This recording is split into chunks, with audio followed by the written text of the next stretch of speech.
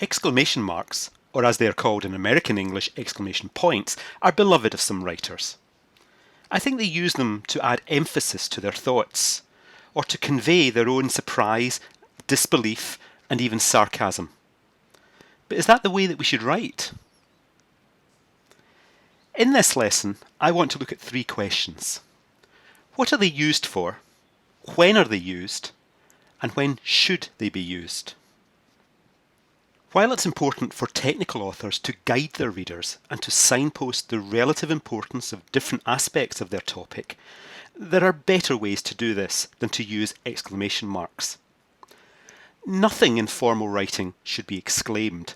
Rather, it should be stated unequivocally, proposed, or mooted. An exclamation mark can be seen as a cymbal crash, or as raising the volume of your words to a shout or a scream. Your work, however, should never be screamed, but written about very much in an indoor voice. So where do we see them used? In the first place, you'll find them perhaps in popular culture. Oklahoma is not the only stage musical with an exclamation mark in its title. What about Oliver and Hello Dolly? And let's not forget the more recent Mamma Mia. You'll also find exclamation marks in some place names. Westward Ho in Devon is the only place name in the British Isles with an exclamation mark. You might wonder why we even have one. Another, but this time in Canada, is the strangely named Saint Louis du Haha in Quebec, which is the only place name in the world to rejoice in two exclamation marks. You'll also find exclamation marks in direct speech, when we are emphasising the force of the speaker's words. Take a look at these examples. Well, he said when he saw the mess. Run, he screamed. The officer turned and cried, take cover. In all these cases, exclamation marks are used appropriately to raise the volume of the words spoken. And the last place where you might use them appropriately is when writing about animal noises. Oink, woof, quack, grr. So when should you use exclamation marks? Well, if you find yourself writing this sentence, oh my, said the farmer from Westward Ho as the pig squealed oink. Or perhaps this one. I saw the amateur production of Hello Dolly in the Quebec town of Saint Louis du Haha. Well, you'll be using exclamation marks appropriately in those cases.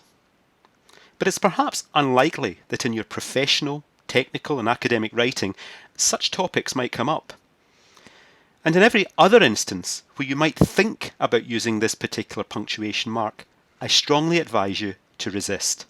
Leave it in the punctuation mark drawer where it belongs. There really is no place for the exclamation mark in formal, professional and technical writing. No matter how important you think something is, how bad something is, how astonishing you think someone else's work is, don't shout about it. Animal noises will no doubt be of use to the children's author or even the novelist, but rarely does the word oink appear appropriately in the academic literature or the company report. And while phrases like take cover will find their way into novels and screenplays, they are unlikely to find a place in the scientific paper or the shareholders' review.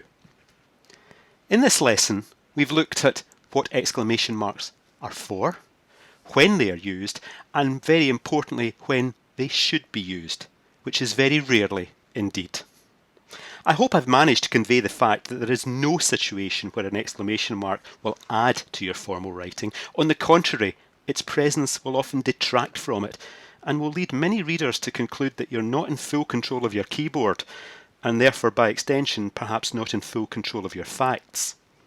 Doubts about your facts lead inevitably to doubts about your judgment and any conclusions you have carefully carved from your data. In short, the misuse of exclamation marks makes you look like an amateur. Let's leave the last word on this to the American author F. Scott Fitzgerald, who shared my dislike of the exclamation mark. He said, "Cut out all those exclamation points. An exclamation point is like laughing at your own joke." If you would like to find out more about writing, why not subscribe to this channel? or take a look at 2 of my books, which were written specially for those who find it difficult. Also, you can keep in touch on Twitter and follow my blog, The Business of Discovery. I look forward to seeing you next time.